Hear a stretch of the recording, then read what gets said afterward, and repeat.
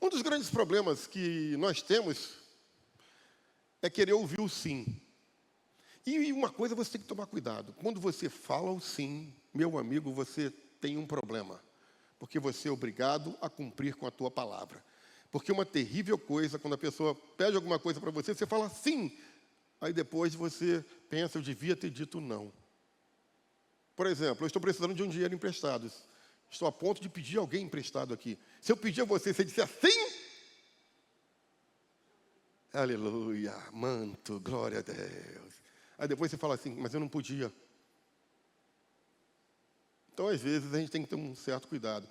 Eu sempre tive muita facilidade de dizer o sim, mesmo querendo dizer não. Às vezes você quer dizer não, mas devido a uma situação que se apresenta, a uma circunstância, você acaba dizendo sim. E a minha pergunta é essa. Por acaso você já teve essa situação de querer dizer não e acabou dizendo sim? Levante uma das mãos para que eu possa saber. Já teve alguma questão de você dizer sim e depois você se arrepender? Levante uma das mãos que eu quero ver. Pois é. Isso também aconteceu comigo. Uma certa vez, em uma das ministrações aqui da igreja, uma pessoa me chamou a atenção na sua pregação quando ele disse o seguinte, olhe para mim, amém? Aqui a presença de Deus está aqui. Entendeu? Aqui a personalidade é Jesus Cristo. Amém? Quem se estabelece como protagonista daqui é Jesus, ninguém mais. Ninguém chama atenção aqui. Quem chama é Jesus. Amém? Então, por favor, preste ao entendimento espiritual. Às vezes me dá um totozinho na igreja, mas com amor, amém? Então, o que acontece? Dentro desse contexto, uma certa vez, eu ouvi uma pessoa ministrar aqui na igreja, não me recordo qual foi o pastor, qual foi o líder, ele falou sobre que Deus, na maioria das suas... lá no Antigo Testamento, nos 10 mandamentos, por 8 vezes Deus disse não, e por 2 vezes ele não disse sim.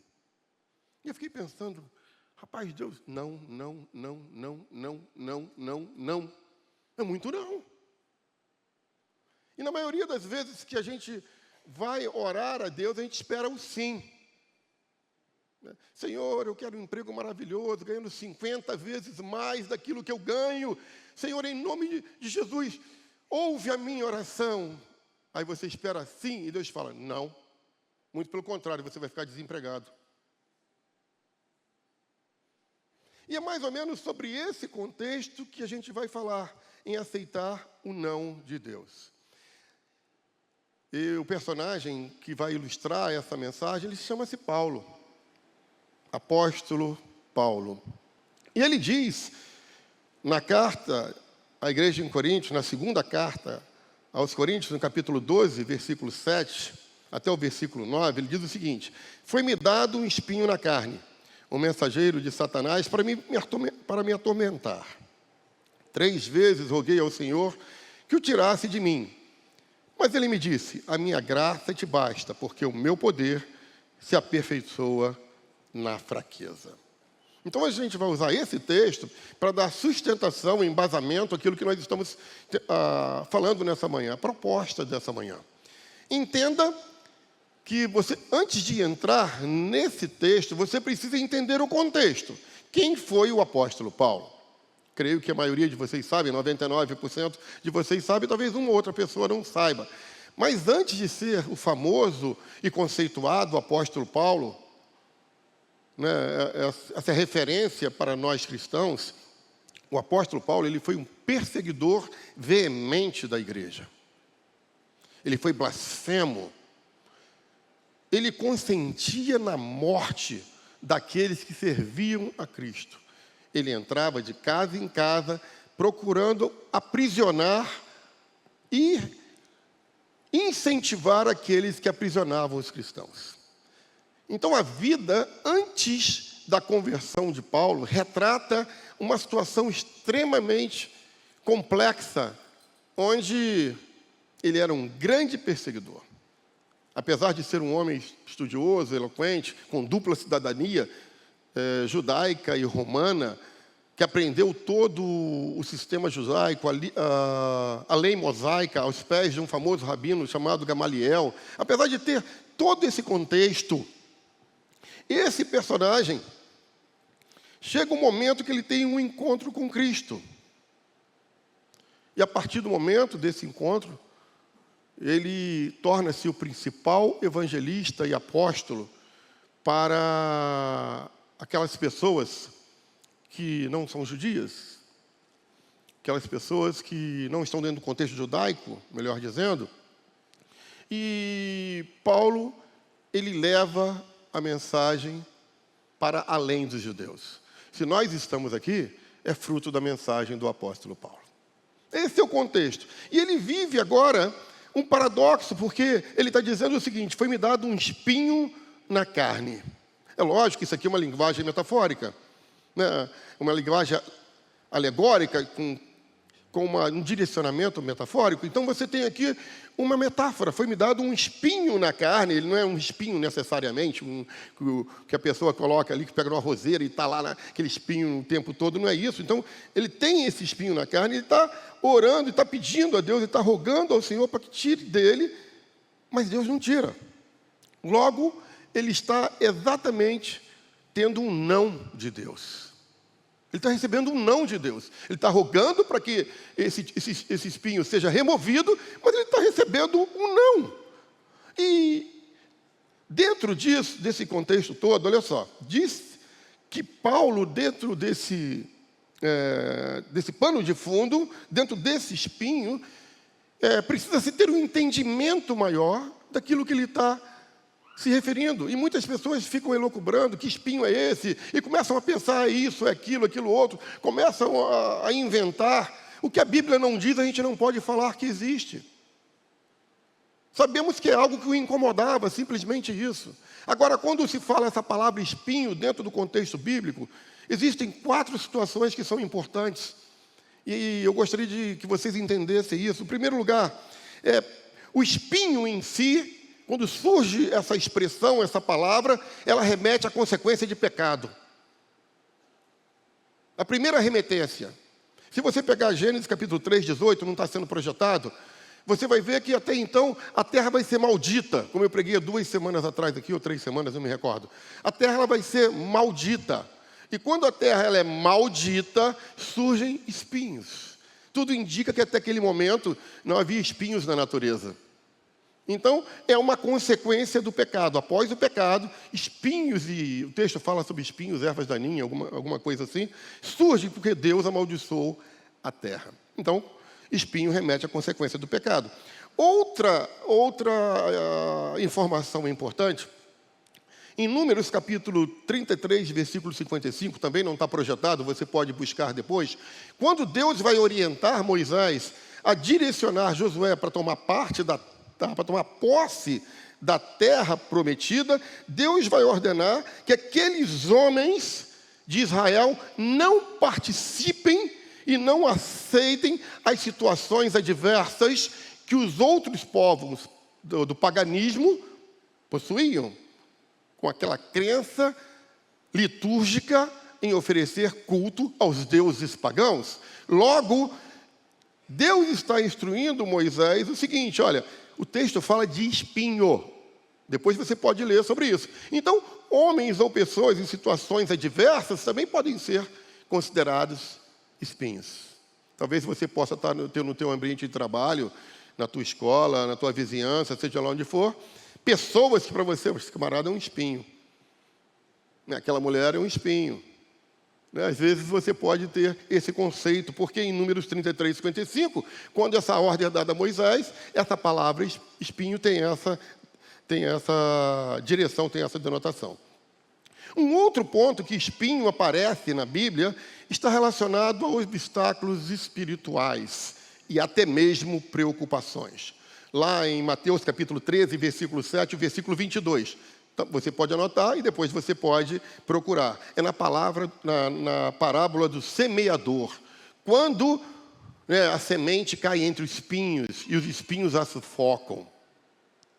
evitando que seja crescimento. Então, espinhos também, no contexto bíblico, pode significar obstáculos ou preocupações. Por fim, espinhos pode significar sofrimento ou fraqueza pessoal. É exatamente o que o apóstolo Paulo está vivendo dentro desse conceito.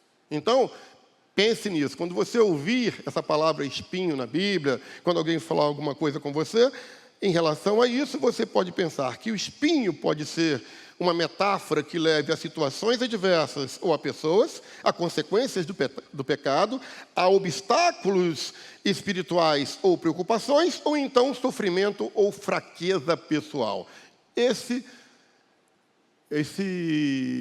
Vamos dizer assim, essa rede de informações é o que traz a palavra espinho dentro do contexto bíblico. Muito interessante, eu acho que muitas pessoas nunca pararam para pensar nisso. Estudando nessa manhã, isso me trouxe uma grande elucidação. Enfim, e Paulo está dentro desse quarto ponto, o sofrimento ou fraqueza pessoal. E aí nós temos algumas lições importantíssimas, algumas lições que realmente trazem impacto. E se você sempre leu esses versículos, mas nunca teve a oportunidade de adentrar nas minúcias do texto, eu lhe proponho a isso nesse momento.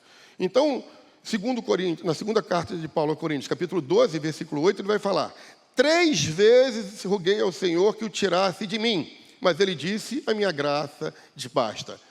Sabe o que significa isso? Que nem todas as nossas orações serão respondidas da forma como queremos. Nem todas as nossas orações. Você quer de uma forma, mas Deus vai responder de outra. É o que diz, por 3 vezes ele está rogando ao Senhor: tira esse espinho de mim, tira isso de mim. E Deus fala com ele: a minha graça te basta. Se Deus fala com ele: a minha graça te basta, ele está dizendo não. Não adianta você orar por isso. Tem certas coisas que você vai orar a vida toda, que você não adianta orar. Deus não vai te responder. Tem coisas que não vale a pena orar. Já passou, ora 1 ano, 2 anos, já dei testemunho nessa igreja sobre algo que eu orei 15, 20 anos, não me lembro mais, 100 anos, isso aqui, e numa oração, e numa mensagem do pastor Afonso, eu tive a resposta disso aqui. Eu tive a resposta do que eu pedi a Deus. Eu não ia ser atendido por aquilo que eu pedia. O que eu fiz? Amém? Amém.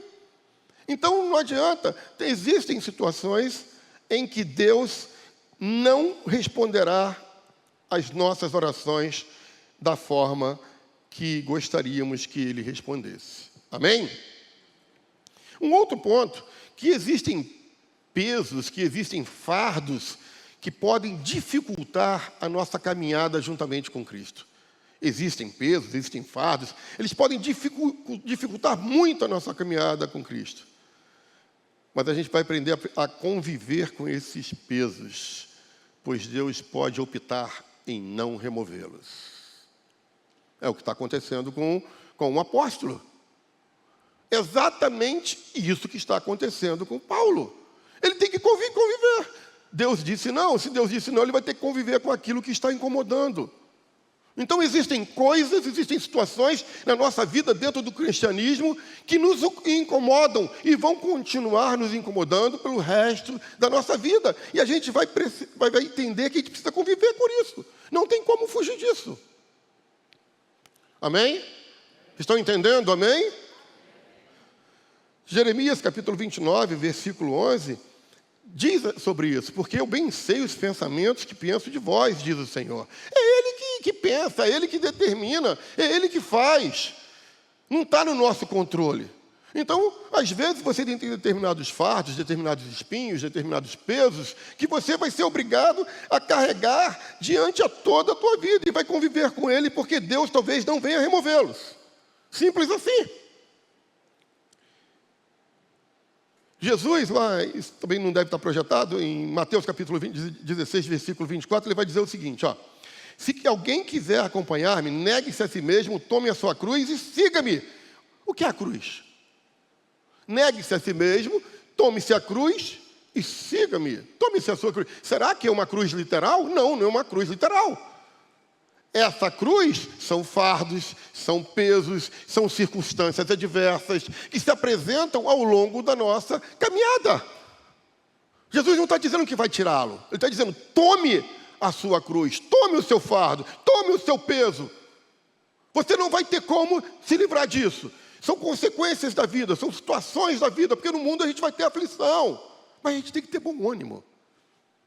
Porque se ele venceu no mundo, nós também venceremos. Amém?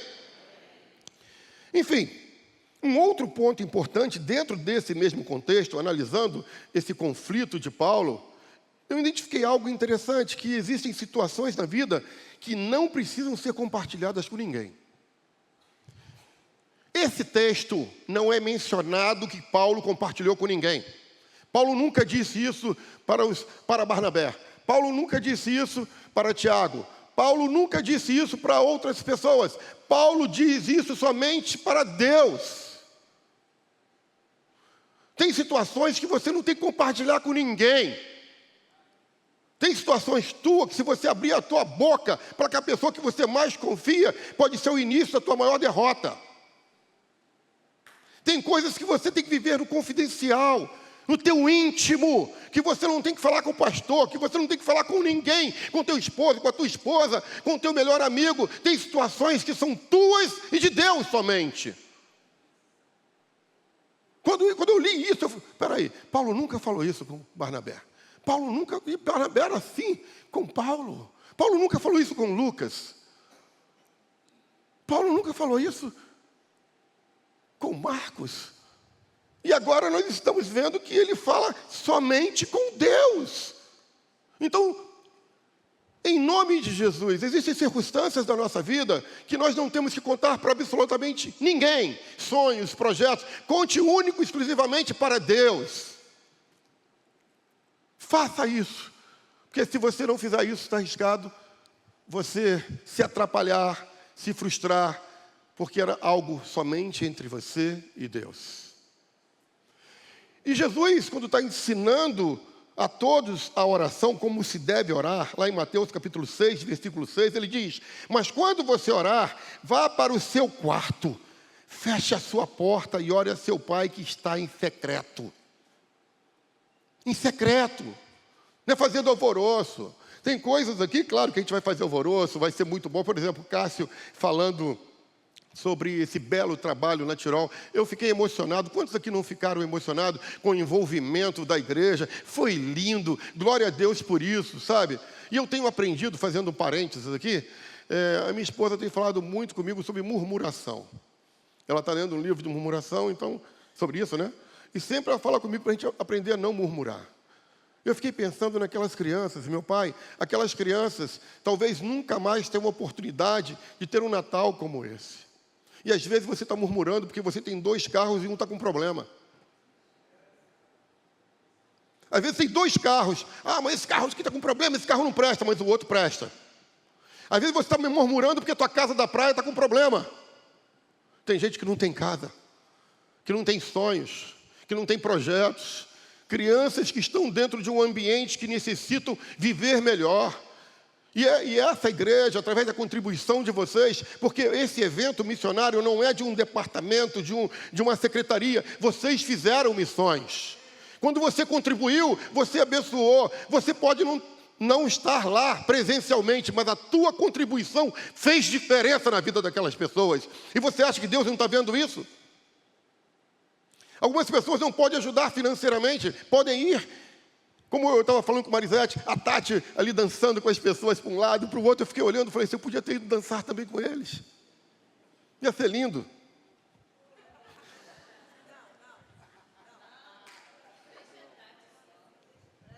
Eu vou orar porque a coisa está feia para mim aqui, eu não posso cantar, não posso dançar, não posso fazer mais nada. Não posso fazer mais nada. Enfim, vi o Basílio ali pregando, eu falei, caramba, que coisa linda. Vi aquelas crianças, tudo de camisa do Flamengo, aleluia. Eu senti na hora que eu arrepio. Não vi um com a camisa do Vasco, um com a camisa do Botafogo, um com a camisa do Fluminense. Eu só vi flamenguista ali, um manto, glória.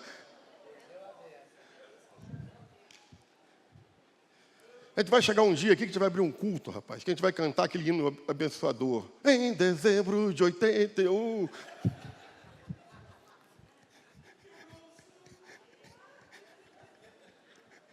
Voltando. Voltando. Mas assim, aquele momento missionário é único na vida daquelas crianças.